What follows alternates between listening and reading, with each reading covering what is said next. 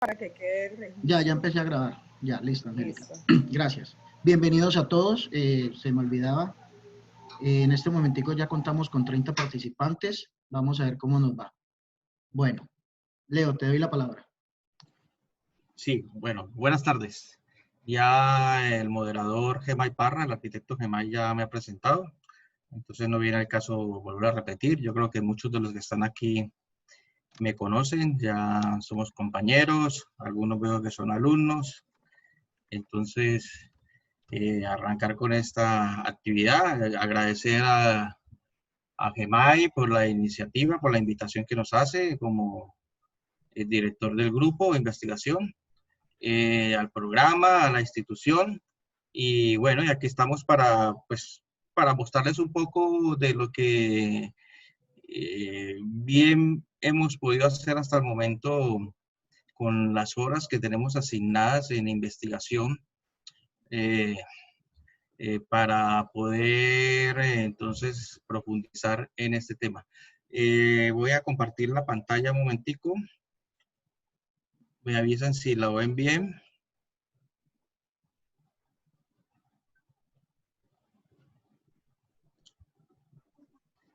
Correcto, Leonardo. Se ve muy bien y claro.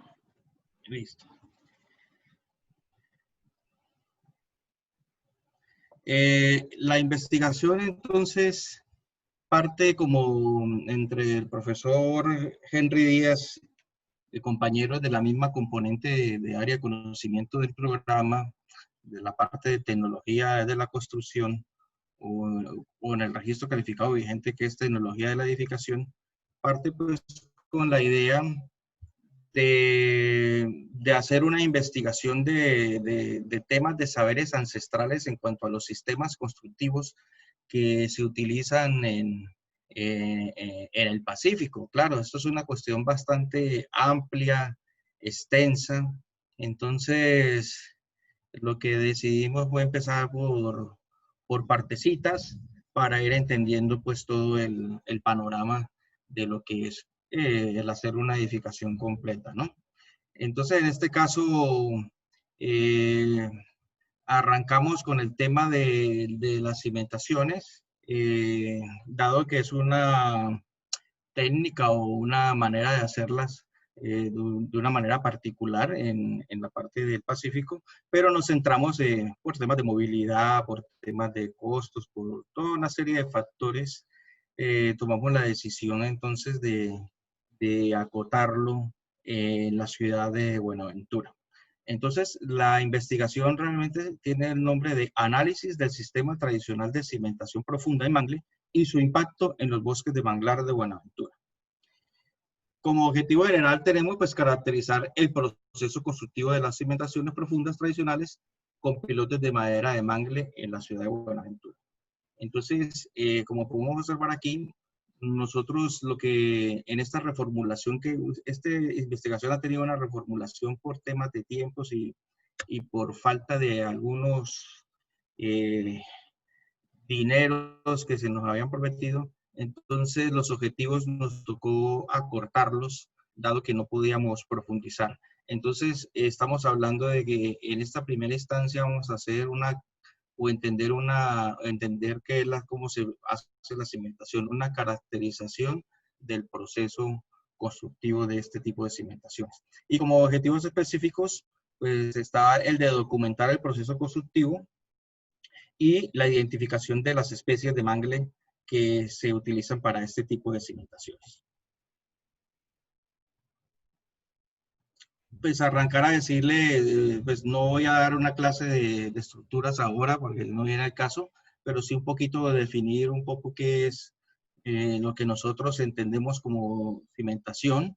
Entonces entendemos que es la base del edificio, es el elemento que transmite cargas del edificio al terreno, da estabilidad a la edificación, elemento de transición que media entre lo más fuerte y lo más débil, que es en este caso el edificio y el suelo, elemento que genera equilibrio entre las cargas del edificio y las que va a recibir el terreno, y que es una parte de la estructura que no depende de sí misma para su diseño. ¿Qué quiere decir esto? Pues que depende de múltiples factores para que se pueda decidir qué tipo de cimentaciones es la apropiada en un tipo de edificación específica. ¿Qué tipos de cimentación hay? Pues en términos generales pues están las superficiales y profundas, por ahí aparecen otras que son flotantes, todo lo que nos enseñan, pero digamos que en términos generales tenemos cimentaciones que se apoyan en la superficie y cimentaciones que buscan estratos de terrenos a mayor profundidad mediante distintas metodologías. Tratándose entonces de una investigación que analiza la cimentación profunda, entendemos que el elemento primordial o el elemento protagonista de este sistema constructivo es el pilote. Y tratándose de la región, el pilote de enmangle, que es el que más tradicionalmente se venía utilizando, y hoy en día pues se ve que el material más usual y más fácil de conseguir pese a las restricciones es una subespecie o un primo del mangle que es conocido como el nato. En términos generales, los pilotes trabajan de dos maneras, por punta y por fuste. Por punta es cuando el pilote encuentra terreno firme. Utilizo la palabra firme porque nuestros constructores locales a la capa resistente le llaman el firme. Y por fuste es cuando es difícil llegar a ese firme o no lo encontramos o es inviable por múltiples factores, el pilote trabaja por fuste, o sea, por rozamiento. Transmisión de la carga al terreno a través de todo su cuerpo, de toda el área que conforma el fuste. Materiales usuales para cimentaciones profundas, pues materiales que sean de cero mantenimiento, pues por la condición de que no se pueden, es muy difícil acceder a ellos para hacerles mantenimientos, y entre ellos pues tenemos el concreto y la madera, que a pesar de que entendamos que la madera es un material perecedero, pues hay evidencias de que la madera en ciertas condiciones, condiciones estables, pues se puede mantener durante cientos de años, incluso hasta miles de años. Por allí hay unas evidencias en distintas partes del mundo donde se han encontrado elementos de madera, de cimentaciones, que aún hoy en día están trabajando perfectamente. ¿Qué es un pilote de madera? Pues son elementos de madera cilíndricos, rectos, que para el caso de las cimentaciones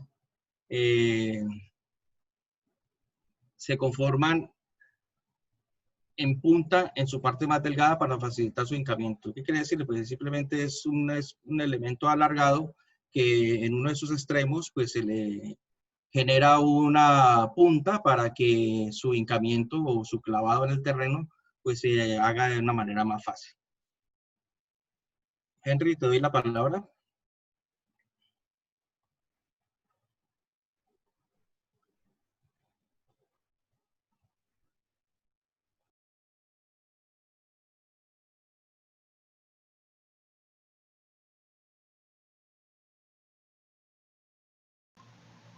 El uso de los pilotes tiene no solo el uso del pilote como tal, mangle, que lo usamos en la región, sino también hay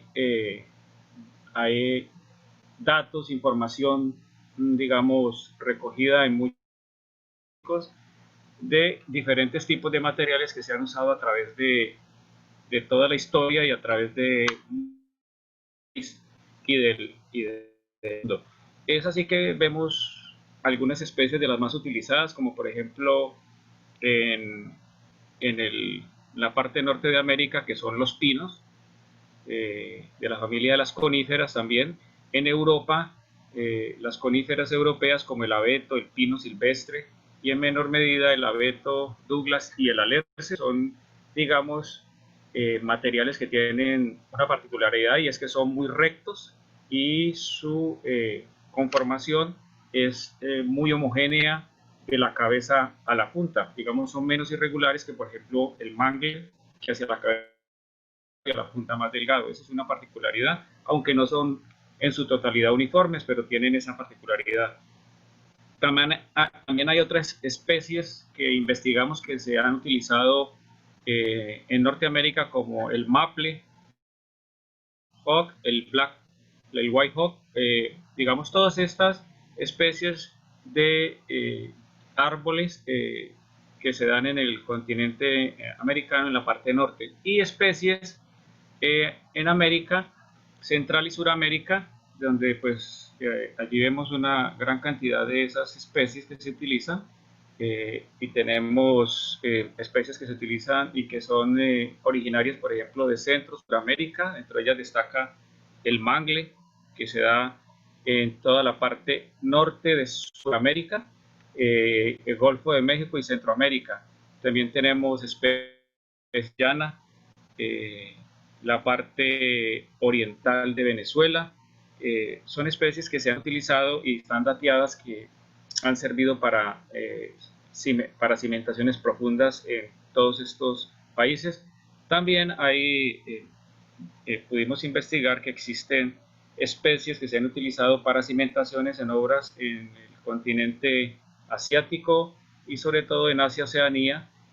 Tenemos allí algunas especies de mangle que están en el continente asiático, Oceanía, en Australia, y una gran cantidad de variedades que se dan en África, sobre todo en la parte centro-occidental del África, como son las especies que vemos allí: el alec, el azabe, el bilinga, el congotali, ducié, el elondo, el eyón y el macare, que son como las más representativas. Hay otros tipos de maderas que investigamos que se den para cimentaciones en esas zonas del continente africano, pero digamos como las más representativas son estas, como las más representativas son los pinos, los abetos y los alerces, y como en la parte de Centro y Suramérica, los más utilizados son los mangles, algunos tipos de robles, y una especie que se utiliza mucho acá en Sudamérica, que es el ipé, que está aquí resaltado en la parte, en esta zona. Esas digamos que son como las especies más representativas. Entonces allí tenemos un escenario de las grandes arbóreas que se utilizan a nivel mundial. Allá hay un tema que lo tenemos en la parte, en otra parte de la presentación, que es como un capítulo aparte, pero a ver, no sé si Leonardo puede avanzar allí con la presentación hasta donde está la chonta, que les quería mostrar esa parte. Está por acá, más adelante, está más, avanza un poco más. Aquí, esta es una atrás, la anterior. No, te fuiste, lo que te fuiste muy adelante. No, atrás.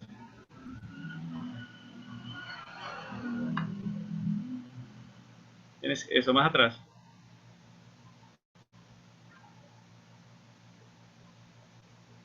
Allí, déjala allí. Quise dedicarle un capítulo aparte a ese tema, una diapositiva aparte a ese tema de la chonta, por varias razones. Digamos que es una variedad que no es arbórea, es una palma, ¿sí? Se llama la palma de chonta. Su nombre es Astrocarium standii. Es una palma que tiene aproximadamente de 8 a 10 metros de altura. Esa foto que está allí la tomamos en un sitio donde la distribuyen, la venden, y esas varas de chonta que están ahí las medimos y tienen 8 metros de longitud y están en promedio entre 3 y 4 pulgadas de diámetro. Me dice el distribuidor que a veces pueden conseguir unos diámetros un poco mayores o a veces un poco menores. Pero está como en ese rango. Allí está una fotografía aquí al lado, cercana, que está con ese tipo de cimentación. Merece capítulo aparte por dos razones: primero, porque no es una especie arbórea; segundo, porque se utiliza más que todo para la cimentación o apoyar las viviendas que están sobre zonas de... ¿sí? Y ellas después, como deben arriostrarlas, porque queda una gran parte del cuerpo del piloto entonces los arrostran con elementos diagonales o transversales, que ustedes los ven aquí, pues que es un proceso empírico, pero digamos es un conocimiento válido del comportamiento de una estructura, pues obviamente porque el embate del mar, el reflujo de las mareas, algunos movimientos que puede tener la propia vivienda por las cargas vivas y demás, pues requiere eso, además porque el cuerpo del pilote que queda por fuera de ese horcón, ellos le llaman a eso un horcón, siempre queda por fuera 2 metros, 2,50 metros.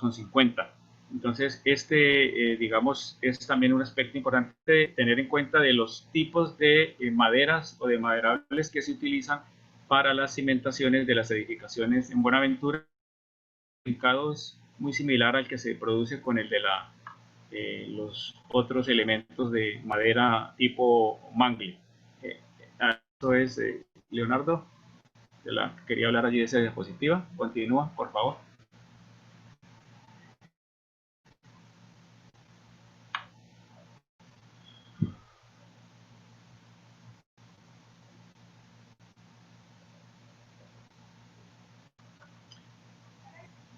De atrás, si quieres hablo yo un poco de este tema, déjala donde yo intervenir y tiramos la de atrás más allí o no.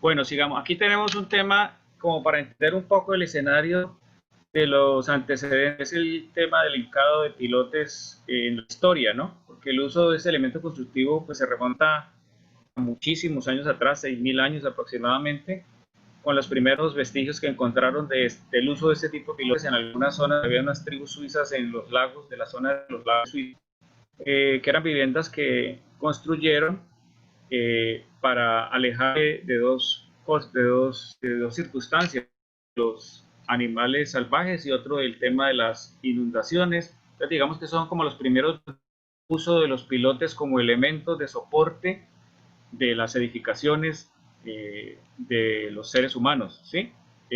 Digamos, ese uso después fue trascendiendo en el tiempo hasta que llegó a nuestros días y pues especialmente en el Pacífico colombiano comenzó con el uso de los horcones y otros, construcción de las viviendas sobre las riberas de los ríos y de las zonas de bajamar, y luego trascendió a la construcción de viviendas y edificaciones de toda índole en las zonas urbanas, con condiciones diferentes, inclusive en el tipo de suelos. Luego, siguiendo más adelante, podemos encontrar como otros antecedentes más recientes del uso de los pilotes a nivel mundial. Tenemos atrás la diapositiva de atrás, Leonardo. En el este, que ahora es Turquía, se data de 600 años. Rochester en Inglaterra, que hay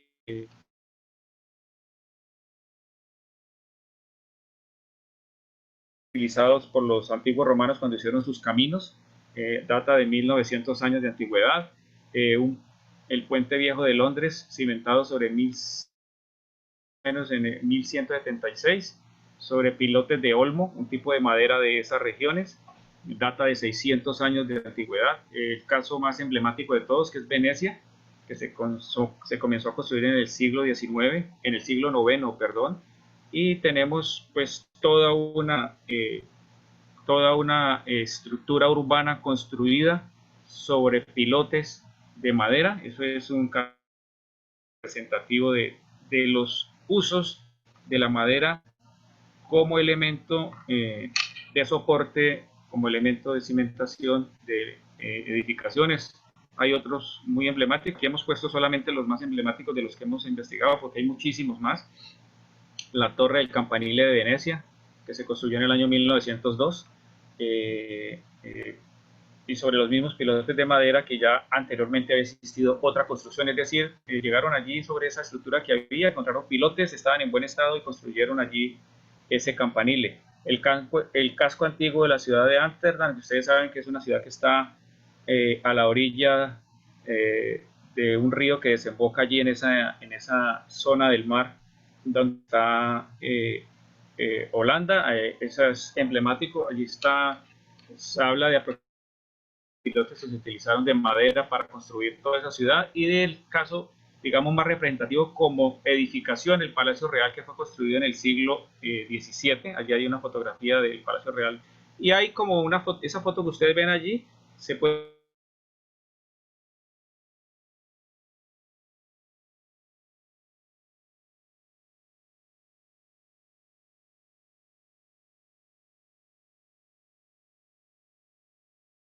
desde esa época, 1709 en adelante. Luego sigue otro caso de una edificación muy emblemática, que es la Catedral de San Isaac en San Petersburgo, es en Rusia. Es una edificación hermosísima, está construida sobre 24.000 pilotes de pino. Lo que les hablaba, que el pino es uno de los materiales más utilizados, sobre todo en las regiones del norte, para cimentar edificaciones. El puente de Brooklyn, en Nueva York, siglo XIX, finales del siglo XIX. Eso se le construyeron unas cajas neumáticas y que estaban apoyadas sobre esos pilotes. Y como último referente que tenemos así importante era el puente de Notre Dame en París. Es un puente que primero fue en madera, luego fue en piedra, luego lo demolieron una parte y construyeron unos arcos metálicos apoyados sobre esas estructuras de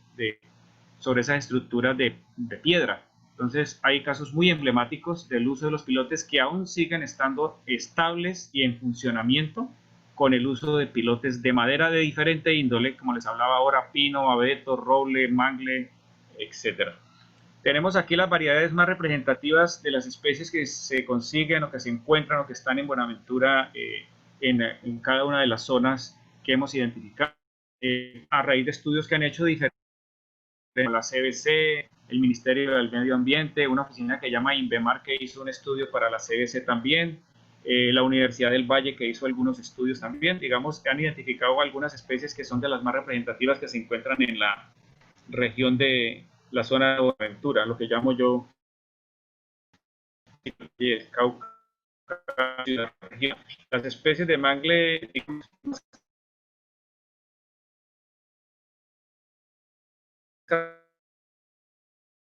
característico, que tiene aproximadamente 1.53 metros en la base. Yo le puse allí el diámetro basal, aunque sabemos que el tallo como tal, el tronco, tiene unas dimensiones menores, oscila 20, 30, 10 centímetros, pero independiente de eso, tomamos la referencia del diámetro basal, que es la base de donde salen las raíces que se hincan en el suelo del manglar. Tenemos otra especie de mangle, que es el mangle nato, que es de los más utilizados en este momento para las diferentes construcciones que ejecutan. Tiene unas propiedades físicas excelentes, tiene una talla grande, mientras que el mangle rojo llega a tener aproximadamente 30 metros de altura. El mangle de 30 se han conseguido o encontrado especies hasta de 40 metros, datadas pues históricamente, porque ahora los manglares están bastante expoliados. Tenemos el mangle blanco, que en su diámetro basal está entre 0.61 metros y aproximadamente una talla o una altura de 15 a 25 metros. El mangle negro, que tiene un diámetro basal entre 0.20 a 0.60 metros, aproximadamente una talla o una altura de 2 a 8 metros, es de los mangles más bajitos que hay. Y el otro de los mangles de la especie de la rizófora,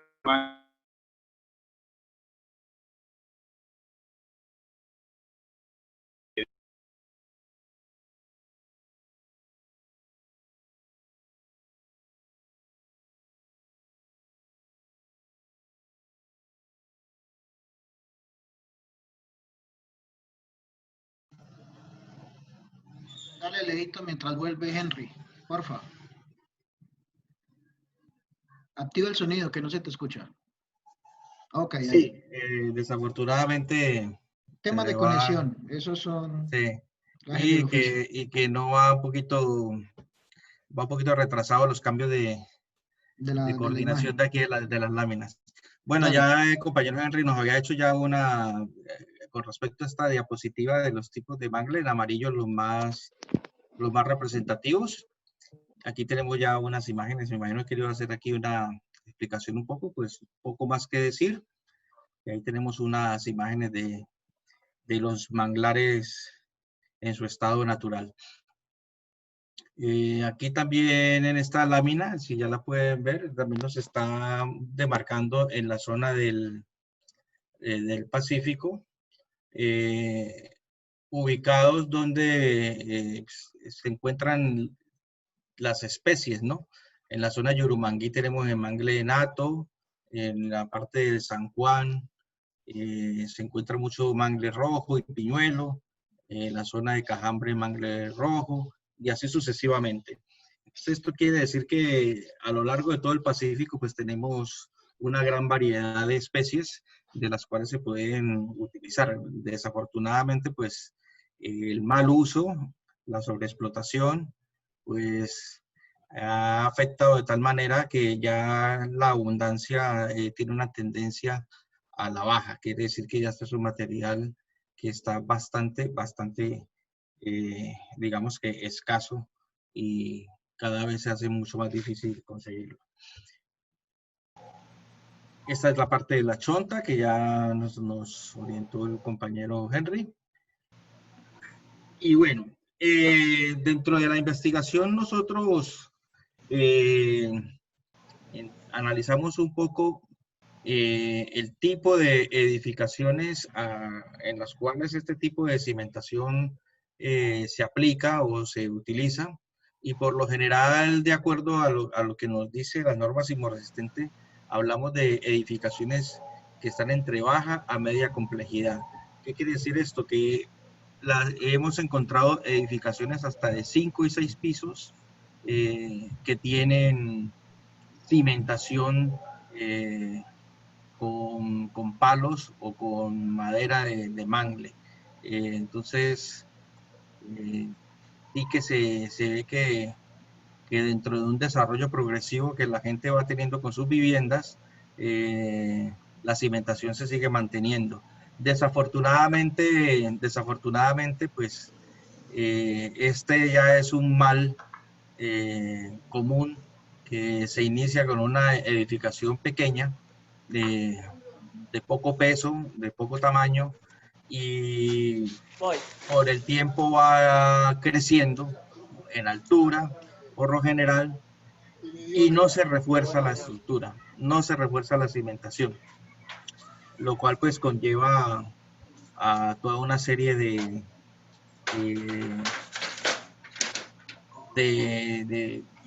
derrumbes, de caídas de edificaciones, de eventos que no necesariamente son de temas sísmicos, sino más bien de fallo del propio suelo por un sobredimensionamiento de las edificaciones, y pues el suelo ya no da para más, y entonces con el tema de la lluvia, la humedad, hace que las edificaciones colapsen, ya que estas cimentaciones pues tienen una capacidad definida y ya pues desafortunadamente no se refuerza. Es un mal común en toda la región y hace parte de las observaciones que hemos hecho en la investigación. Otra particularidad que tiene este tema de las cimentaciones es el tipo de suelos de Buenaventura. Nosotros desafortunadamente hasta ahora pues nos estamos basando un poco con los estudios que han hecho otras personas, otras instituciones, y un poco referenciados con lo que está en el POT, pero no hay mucho que decir. Todos sabemos que por las condiciones climatológicas propias de la región, de una alta lluviosidad, una alta vegetación, pues esto genera que tengamos un tipo de suelos que normalmente están saturados de humedad y que tienen pero que muy baja capacidad portante. Por lo tanto, la cimentación profunda se hace pues obligatoria para cualquier tipo de edificación. En cuanto al recurso humano, pues por lo general en las obras donde se generan este tipo de construcciones o de tipo de cimentación, por lo general hay unos equipos especializados, ¿no? Por decir, equipos como lo llaman ellos, de piloteros. Pero se han identificado 3 actividades principales que es para la construcción de la cimentación, que la primera es el replanteo y excavación. Una vez se replantea y excava, se procede a hincar los pilotes. Los pueden hincar los mismos que hacen replanteo y excavación, pero por lo general se subcontrata a un grupo de personas que son especialistas en ello. Lo cobran a todo costo, o sea, el equipo, la mano de obra, el material, y pues de esta manera pues existen grupos especializados de piloteros en la región. Y una vez los pilotes están ya colocados en su sitio, preparados, cortados, se procede a lo que es la fundición de zapatas y las vigas de amarres, o lo que más técnicamente se conoce como un encepado, o una manera de encepar esos pilotes. Cuando se procede al hincado, los equipos varían de acuerdo a, o sea, el número de personas que participan es muy variable. Yo he encontrado grupos de hasta 8 personas, hasta 16, hasta 18 personas. Pero esto depende más que nada por factores como el tamaño del mangle, la profundidad, y de acuerdo a esa profundidad es el peso del martillo, que es el elemento, ya lo veremos más adelante, el elemento con el que clavan el palo al terreno, y en la medida que ese elemento es más pesado, pues va a requerir de muchas más personas para poder elevarlo y dejar que caiga sobre el pilote y que proceda a clavarse. Aquí tenemos uno de los factores que determinan en gran medida. Una pregunta. O Sí, sea que el martillo es ese que se le dice como el que estamos viendo cuando ahora. se le eleva y se le deja caer por gravedad, ¿no? Sí, exacto. Ese es el martillo. Ese es el martillo. Aquí Ah, lo ok. están viendo ya en la imagen. Sí, Leo, sí, ahí se ve. Sí, se ve Listo. clarito, ¿ese es el Leo, dale. contrapeso o cómo es? Este elemento que se conoce como el martillo viene en distintos pesos, que pueden oscilar entre los 70 kilos a los 220 kilogramos. Por eso les decía que el número de piloteros en un equipo depende en gran medida de este factor. En la medida que el martillo es más pesado, pues se van a requerir grupos de personas mayores para poder elevarlo. Por lo general, para uno de 220 kilogramos, se utilizan entre 18 a 24 personas para poder elevarlo y dejarlo caer por gravedad sobre el palo que se está clavando. Normalmente se fabrican con rieles o perfiles de rieles de tren, soldados sobre unos cilindros metálicos, y se rellenan con concreto, con acero, para darle mucho más peso. O sea, es un elemento bastante artesanal. Hay casas o personas que se dedican exclusivamente a alquilar este elemento, solo este elemento, el martillo. Entonces, eso también se ha constituido como un medio de vida para algunas personas en particular.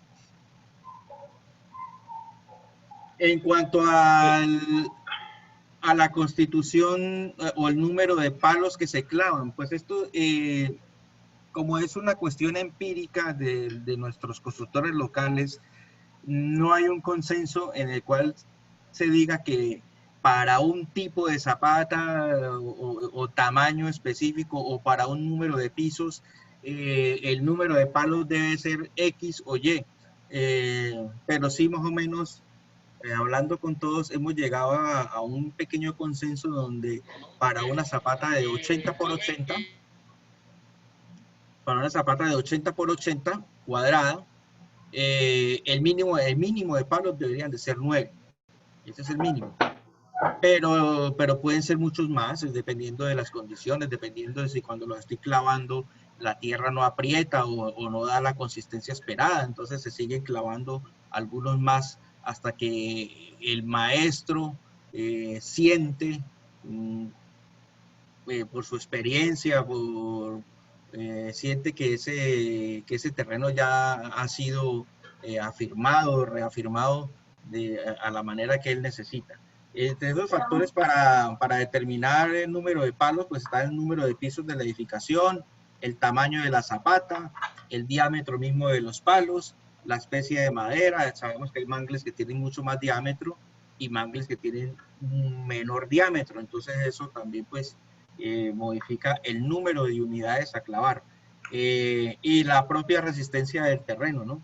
También podemos decir que depende en qué día lo clavo, si lo clavo en una época donde hay mucha lluvia o en una época donde hay poca lluvia, pues lógicamente un terreno con menor humedad pues va a presentar más resistencia que un terreno con mayor humedad. Entonces esto da falsas tendencias a creer de que el terreno está más duro o está más blando, pues porque siempre estamos atenidos a la experiencia de la empírica del maestro. ¿Cuál es el proceso de hincado? Sí, dígame. ¿Cómo dice? Una recomendación allí en el proceso de hincado de pilotes es anillar la cabeza del pilote. Sí, hagamos la intervención al final. Perdón, por favor, al principio que empezó la charla es para que llegaron tarde, las preguntas las vamos a hacer al final. Esperemos que los expositores terminen y tenemos media hora para, por favor, contestar las preguntas. Vale, dejémoslo que termine primero. Muchas gracias. Listo. En general, el proceso de hincado es una serie de pasos que de un constructor a otro pueden tener unas pequeñas variaciones, pero digamos que en términos generales los constructores locales arrancan con la selección del palo. ¿Qué quiere decir que es la selección del palo? Pues definir qué tan largo va a ser ese pilote, definir qué grosor va a ser ese pilote, pero en muchos casos se atienen a lo que tienen a mano, ¿no? Porque sabemos que el mangle es un material que tiene unas restricciones, el nato es un material que tiene unas restricciones y que no está a la vuelta de la esquina, aunque pareciera, cuando uno va por ciertas zonas de Buenaventura, pareciera que estamos inundados de este tipo de maderas, sí que tienen un control bastante estricto.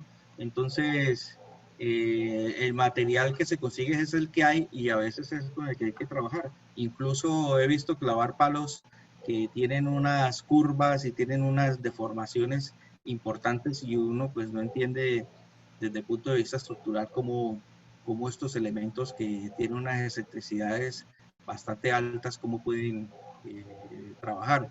Pues digamos que se aprovechan otra serie de propiedades que le genera el clavar el palo al terreno, más allá de la propiedad que tiene de transmitir una carga de manera sí al terreno, ¿no?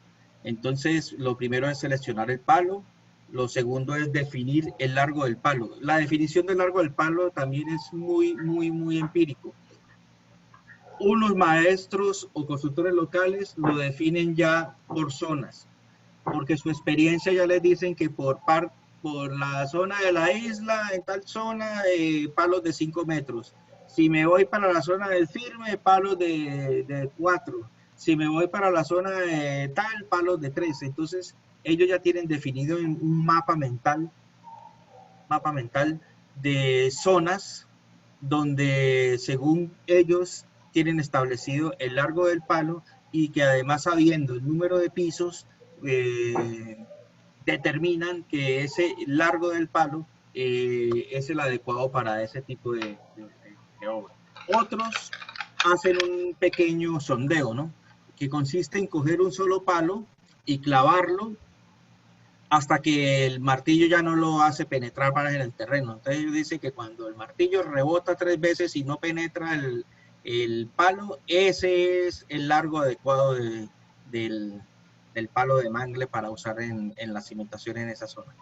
Bueno, eso es bastante dudoso y bastante cuestionable, pero es la manera como lo trabajan Otros también lo pueden hacer, algunos me han contado que lo hacen con una barra de media o de 5/8 de acero corrugado y la van clavando con una porra hasta que ya no entra más en el terreno, y con eso ya dicen que llegué al firme, encontré terreno firme a los 3, 4, 5 metros y que por ende es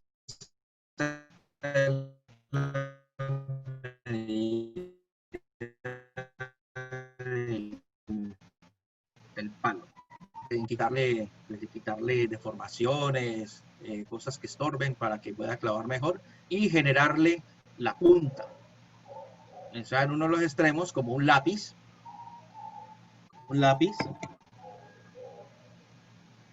Entonces se le genera la punta para que él pueda penetrar de una manera más fácil al terreno. Una vez el elemento, hay una persona por un lado preparando los palos, al mismo tiempo hay otro grupo de personas que están generando el equipo de trabajo o montándolo, que es montar el burro o el trípode, ¿no? El nombre más común popular le llaman el burro, ¿no? Que es prácticamente, ya lo veremos en las fotos más adelantico, es el trípode donde se coloca una polea y en esa polea van los lazos con los cuales los grupos de personas tiran y izan el martillo para que luego por la altura que se alcanza dejarlo caer sobre el palo. Lógicamente hay una persona trepada de arriba que se encarga de darle la dirección a ese martillo para que dé en el blanco y dé en el palo. Como comentaba el compañero ahora, dentro de la preparación se puede dar el caso, no se utiliza mucho, de proteger la punta mediante un anillado con un elemento metálico. Pero en las visitas de campo que hemos realizado yo, de las 7, 8, 9 horas a las cuales le he hecho seguimiento, realmente ninguno ha utilizado esa protección para clavar nada. Realmente a ninguno lo he visto llegar a ese punto. Entonces, digamos que no es una, aunque es una recomendación y algunos maestros la hacen, no es un modus operandi generalizado. Probablemente por la transmisión del conocimiento se ha ido perdiendo esa recomendación.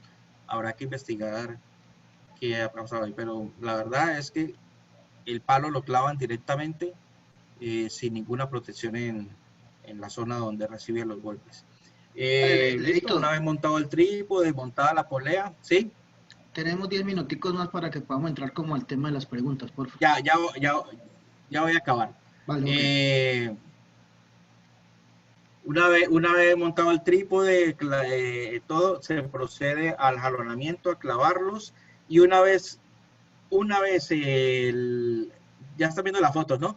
Una vez los palos están colocados en su sitio, se procede a lo que se llama el descabezamiento, que es cortarles el excedente que queda sobresaliendo, o sea, dejarlos nivelados con la parte baja de la zapata, y una vez ese descabezamiento se ha realizado, se procede a montar el refuerzo de la zapata y a fundirla con concreto. Voy a saltar esto de la estimación de costos y vamos a pasar a lo que son las malas prácticas constructivas. Bueno, durante el proceso de hincado de los pilotes de madera y la construcción de las zapatas o la cimentación, hemos encontrado una serie de malas prácticas constructivas que son las que nosotros creemos que debemos buscar la manera, de alguna manera, poder lograr que se incorporen a los procesos constructivos, cosa que es difícil porque la mayoría de estas obras son a título informal, buscando los menores costos posibles, lo cual hace que es muy difícil que se incorporen mecanismos, metodologías y buenas prácticas constructivas. Entre las malas prácticas constructivas tenemos la ausencia de estudios geotécnicos, o sea, hay 0 estudios geotécnicos específicos de la zona donde se está construyendo, o sea, todo se hace a tientas, todo se hace por la experiencia, por la intuición.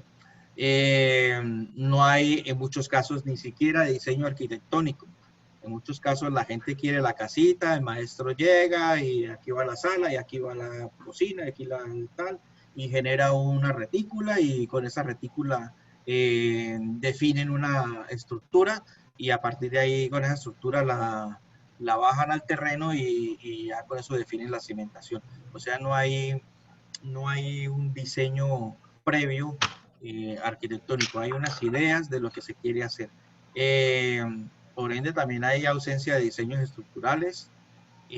Cosa muy vista es desorganización en las obras, contaminación de materiales con lodos y materiales propios del lugar, compra de materiales sin certificados que garanticen su calidad. Caso de para el concreto, pues las arenas, las gravas, normalmente pues no se tiene, no se sabe de dónde proceden ni se sabe qué calidades tienen, entonces por lo tanto que sea un concreto que garantice una calidad mínima, pues ni modo de poderlo exigir. Las armaduras normalmente se contaminan porque hay una ausencia de solados de limpieza. Es impresionante ver cómo las tiran ahí directamente sobre los lodos y sobre los charcos de agua y ya pues el concreto ya fraguará y ya las incorporará, pero entonces ya es una mala práctica bastante que deja muchas consecuencias a futuro, más que nada por la durabilidad. Armaduras mal elaboradas, algunas sin pata de anclaje, en muchos casos los niveles de la cimentación se van adaptando a la topografía. He visto zapatas a un nivel, zapatas a otro nivel, amarradas con una viga en diagonal, que se adapta al terreno y bueno, ya sabemos eso, que la transmisión de cargas, pues eso va generando toda una serie de asentamientos diferenciales y va generando toda una serie de problemas y patologías a futuro.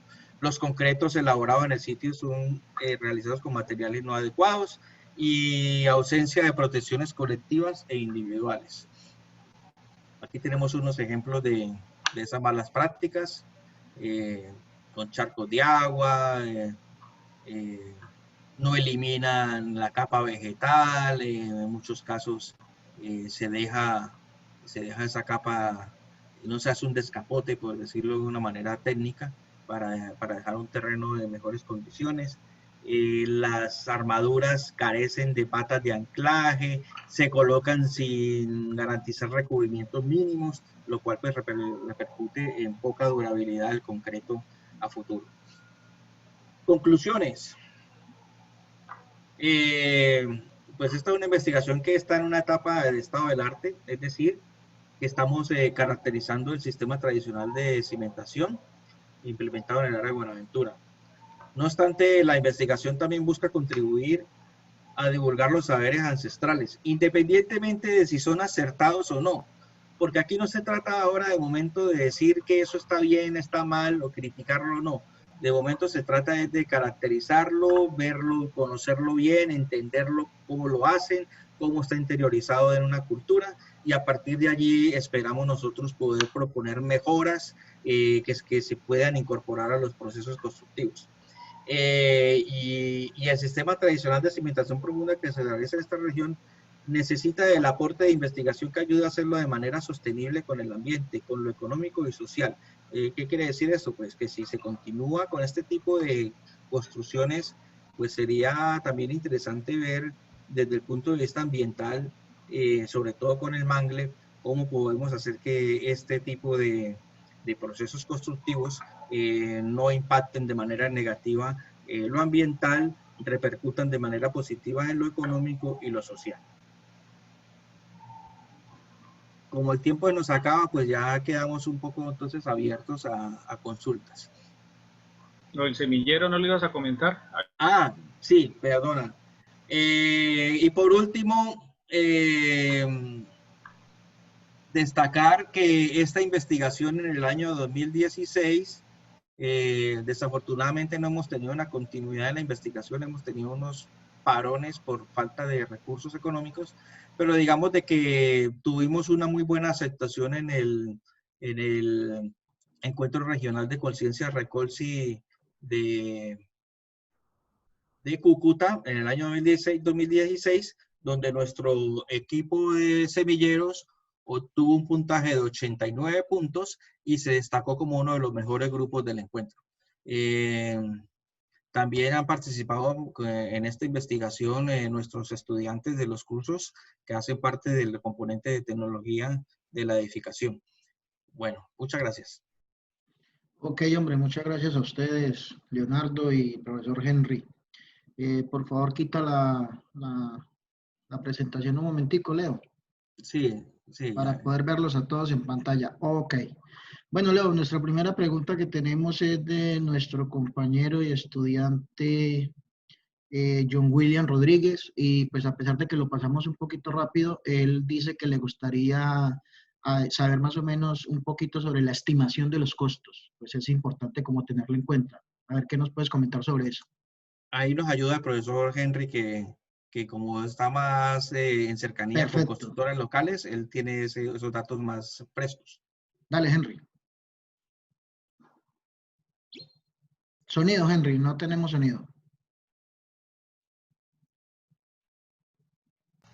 Ya, listo. Oh, ok, dale. Bueno, de antemano, perdón, pido disculpas, pero ahora la señal de internet me sacó de la presentación, qué pena con ustedes. Bueno, es lo siguiente, nosotros tenemos unos costos que hemos investigado en sitio, con los piloteros, también con obras que están en ejecución o que se han ejecutado al momento que hemos llegado o que van a iniciar a ejecutar, y son costos, digamos, actuales, ¿no? A valores al día de hoy. Sacando los pilotes más representativos que se utilizan, o sea, las dimensiones más comúnmente utilizadas, como el pilote de mangle blanco o rojo, que es el pilote que vemos que es un pilote que es el más recto de todos, el más derecho, el que presenta a veces dimensiones más grandes. Ese pilote que puede tener 10 metros de largo por 8 pulgadas de diámetro, está por el orden de 100.000 pesos la unidad. El pilote de NATO de esas mismas dimensiones, pero que casi nunca se consigue de 8 pulgadas porque ya está muy explotado, muy utilizado, y hay pocas especies de ese tamaño, pero sí se puede conseguir de 10 metros, pero de 7 pulgadas, y ese pilote vale 80.000 pesos la unidad. Los horcones de chonta de 8 metros por 3 a 4 pulgadas, que son como los que vieron en la foto, esos horcones están a 23.000 pesos la unidad. Digamos, ese es uno de los factores que más incide en la utilización de las especies de mangle como elementos para cimentación, es el costo. Pues obviamente, si estamos hablando que un pilote, el concreto reforzado para un pilote preexcavado, hundido en sitio, puede estar costando más allá de los 450.000 pesos metro cúbico, pues hay que poner allí el tema de la perforadora, el tema de los lodos bentoníticos, el acero, todo el equipo que se utiliza. Digamos que eso hace que los costos comparativos entre uno y otro no tenga pues modo de ajustarse. Y si hablamos de que las viviendas que se construyen con este tipo de materiales son viviendas de estratos 2 o 3, pues obviamente incide mucho el uso de este material para la construcción de este tipo de viviendas, porque afecta bastante el costo final de la misma. Vale, ok, yo creo que es muy claro. Tenemos otra pregunta del profesor Lee de Leonardo, donde nos dice que esta investigación permitió en su caracterización saber cuál de los dos alternativas es más usado, mangle o nato. ¿Su mayor uso obedece a lo cultural o influye en los costos? Creo que... Bueno, a ver. Dale. A ver, sí, buena pregunta. Digamos que hasta hace un tiempo la especie más utilizada eran las especies de lo que aquí llaman comúnmente mangle, aunque al final de cuentas todas son como un mismo conjunto de árboles que le llaman sistema de mangle, ¿sí? Sí, la misma que se llama sistema de manglar. Y dentro de ese sistema de manglar pues hay diferentes especies. Pero hablando, por ejemplo, del mangle rojo y el mangle blanco, que son, el uno es una rizófora y el mangle nato no es una rizófora, pero está dentro de esa gran familia de las mangles. En un comienzo los que más se utilizaban sí, por su rectitud, por su uniformidad en el cuerpo, porque podía transmitir mejor las cargas axiales y comportarse mejor e hincarse mejor, eran las especies de mangle blanco y mangle rojo. Pero esas especies están bastante acabadas. Entonces, a partir de una época hacia acá, se comenzó a utilizar más el nato, que tiene muy buenas características mecánicas para su comportamiento estructural y para el hincado, pero no tiene las mismas características de uniformidad que tienen los otros mangles. Entonces, más ha sido por la falta del otro tipo de mangle. No olvidemos que el mangle en general está vedado, tiene una norma que prohíbe su explotación, pero el más, digamos, escaso de todos son las otras variedades de mangle, o sea que el que se consigue más cerca, que se consigue relativamente más fácil es el nato. Por eso la gente migró a utilizar más el mangle, más por una carencia de las otras especies, que realmente por un tema cultural o por un tema de otra índole. O sea que fue más un tema de escasez lo que hizo que se utilizara. Es más, cuando fuimos a tomar estas fotos que hemos tomado ahí, que la mayoría son nuestras, esas fotos lo que encontramos mucho fue nato. Nato se encontró mucho en esos depósitos y un poco menos de las otras dos variedades del mangle, lo que es el mangle blanco y el mangle rojo. Ok. Ya te doy la palabra, Lides. Luis Alejandro está pidiendo la palabra, por favor, te escuchamos. Perdona, yo le respondo aquí una pregunta a Marco, que pregunta que si el valor incluye la preparación y el hincado. Sí, ese valor que nosotros investigamos incluye el suministro del pilote, el transporte, el hincado, la recortada del pilote para dejarlo listo para fundir allí la zapata, e incluye todos los materiales adicionales que ellos utilizan para hacer ese proceso de hincado, o sea, lo que son las varas, que son varas de montaña, para hacer el trípode, el uso del martillo, el transporte de todos los materiales. Ese valor es a todo, como dicen aquí, a todo costo, o sea, ya listo el pilote para utilizarlo para poner allí la cimentación. Antes de pasar a la pregunta de Luis Alejandro, esta me parece complementaria, Henry. ¿Cuál de los dos es más resistente? El nato, a pesar de que estamos hablando de precios, ¿cuál de los dos es más resistente? ¿El nato o el otro? Bueno, en pruebas que se han hecho por diferentes revistas y entidades que hemos investigado, la capacidad portante de ambos es muy similar. Lo que sucede es que la transmisión de las cargas no es la misma porque el nato tiene una particularidad y es que es un elemento que es bastante irregular, por decirlo de alguna manera coloquial, es torcido. O sea que la transmisión de las cargas axiales, que es como debe trabajar un pilote en últimas es una columna enterrada en el piso, ¿no? En el suelo, trabajando en parte en punta y en parte en fricción. Entonces, digamos que a pesar de que puede ser igual la capacidad portante, su transmisión de cargas no es igual de eficiente en el uno que en el otro por su uniformidad del elemento como tal. Vale, Luis, te doy la palabra, porfa, hace rato la estás pidiendo. Dale, habla. No, como decía anteriormente, el aporte del anillo en la cabeza del pilote va más allá, a que el hincado del pilote es un medio de vida, ¿no? Forma en la que, como decía el profesor, algunas personas se ganan la vida y esto lleva a que muchas veces pues esta actividad es desgastante y hay malas prácticas donde muchas veces el pilotero lo que hace es pegarle en la cabeza al pilote de filo, buscando astillar la cabeza para decir en el momento en la obra que ya llegó a su sustrato más duro. Entonces, esa es la recomendación de utilizar el anillo para evitar estas prácticas. Lo otro es que tengo entendido que en la actualidad este tipo de material, la madera, es protegida por la CBC y no se puede hacer el transporte de este material porque puede, en caso de que alguna actividad de control ambiental da extinción de dominio. Entonces también la recomendación en la actualidad es utilizar ya sea pilotes prefabricados en concreto o fresca, Ya la terminaron. Están como que, porque es una dinámica, ya me dice. Ok.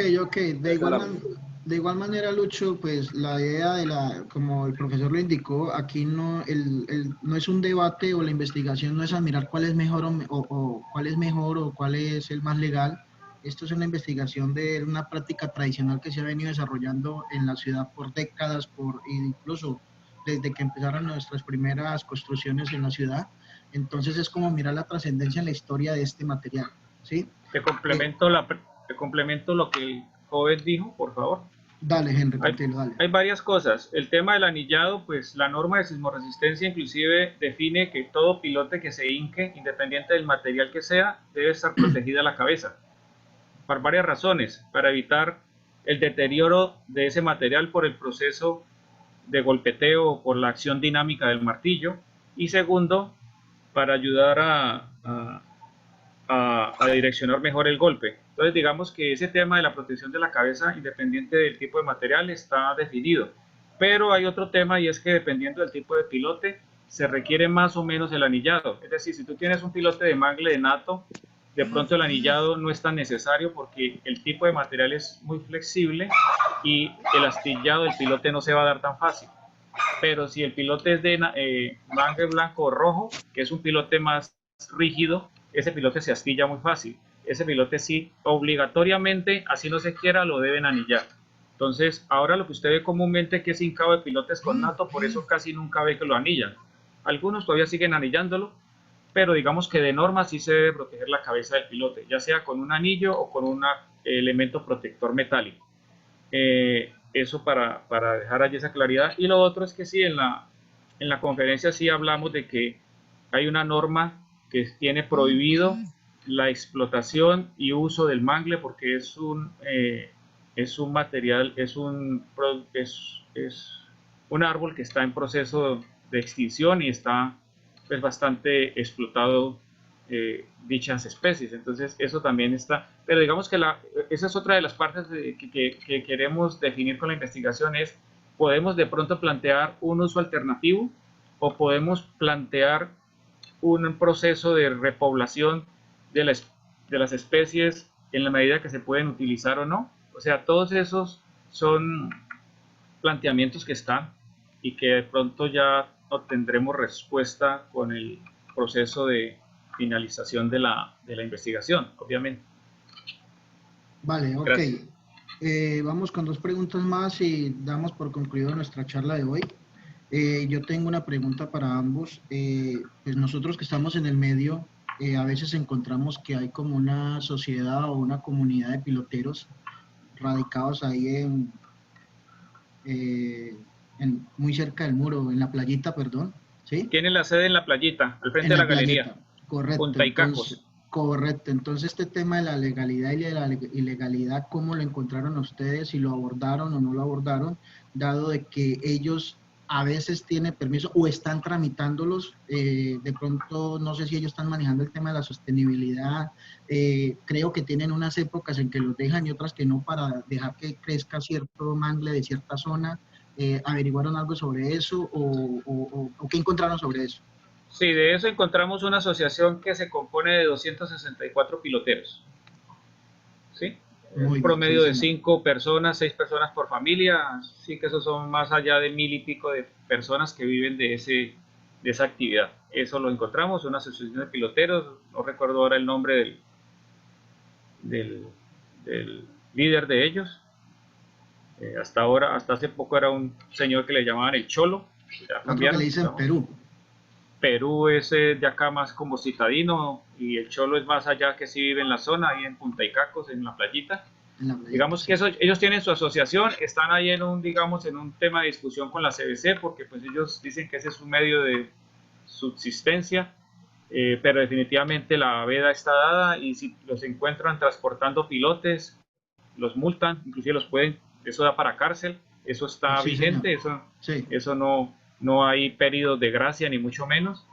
Recuerden que el mangle no se utiliza solamente para el tema de cimentaciones, el mangle también lo utilizan para carbón y para leña, ¿cierto? Y no solo en Colombia, en el mundo, en el sudeste asiático, el uso del mangle su alto porcentaje es para leña y para producir carbón. En Colombia se utiliza para las tres actividades, pero en el sudeste asiático se utiliza más para producir carbón y leña, pues aquí también lo usan para eso.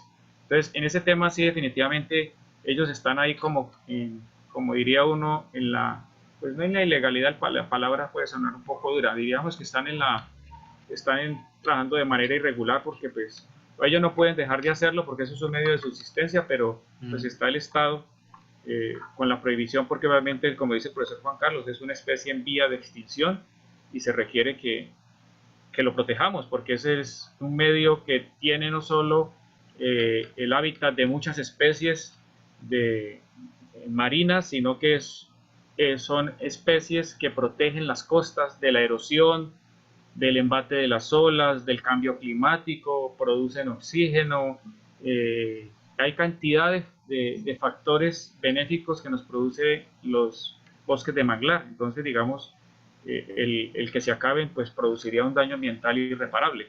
Pero definitivamente ese tema está así dado, hay una prohibición y no hay otra situación. Alguien preguntaba allí sobre los horcones. Una cosita.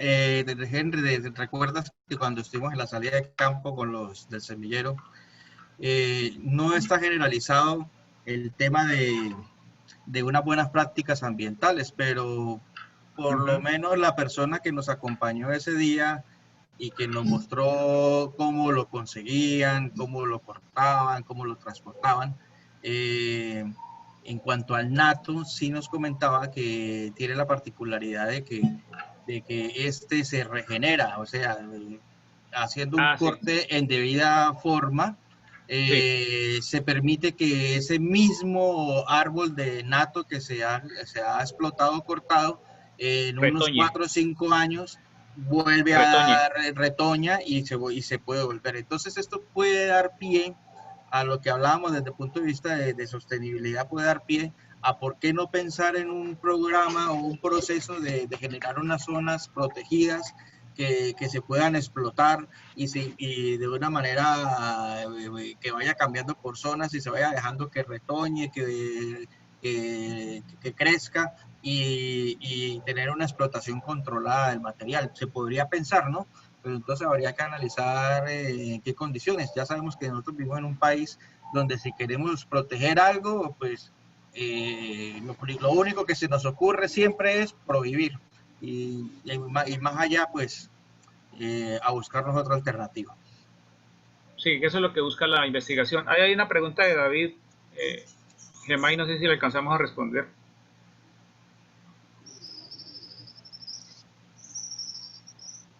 Él pregunta que si los pilotos de horcones de palma se utilizan para la cimentación de zapatas o solo es utilizado para pilares sobre el mar en viviendas palafíticas. Pues por lo general es solo para eso. Yo las he visto que las utilizan, yo he visto que las utilizan también en viviendas, por ejemplo, en el campo, para viviendas que quedan por encima del terreno, porque los niveles freáticos, la humedad son muy altas y las viviendas son en madera. También en esas zonas de campo que no son bajamar, he visto que utilizan a veces el horcón o el palo de chonta, pero por lo general su uso más extendido es para esas viviendas que están sobre zonas de bajamar. Sí. Obviamente el horcón tiene otro uso también, ¿no? No solo eso. Tienes el micrófono apagado, Gemay. Vale, nada, agradecerles a todos, veo que es un tema muy importante, muy interesante, pero el tiempo se nos agotó lastimosamente.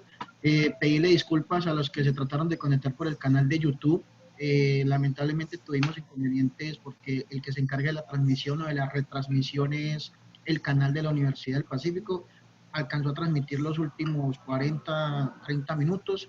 Los invito para nuestra próxima charla, que es dentro de 15 días, en donde vamos a hablar sobre la elaboración de mapas de ruidos como gestión del riesgo en la zona insular del distrito de Buenaventura. Es una investigación que se está llevando a cabo con el arquitecto Alexander Iturre y Gemay Parra. Luego tendremos otra sobre arquitectura bioclimática de zonas costeras. Y terminamos con la implementación o edificaciones sobre... es la de Angélica. ¿Angélica está por ahí? Sí, señor. Por favor, Análisis regálame espacial. Eso, porfa, que ese nombre es muy, no Análisis me lo puedo espacial aprender. para atender la salud mental en Buenaventura. Ok, a los estudiantes, a mis colegas, agradecerles por la participación y nada, despedirme con un fuerte aplauso para todos y nada, nos vemos entonces dentro de 15 días. Muchas gracias, Leo, muchas gracias, Henry. Muy interesante el tema. Gracias, Leonardo, gracias, Emay, gracias a todos. Gracias a todos los participantes por escucharnos y ya nos veremos pronto. Ok, la charla queda grabada, cualquier cosa yo trato de subirla al canal de YouTube para que cualquiera pueda repetirla, verla nuevamente o descargarla, ¿vale?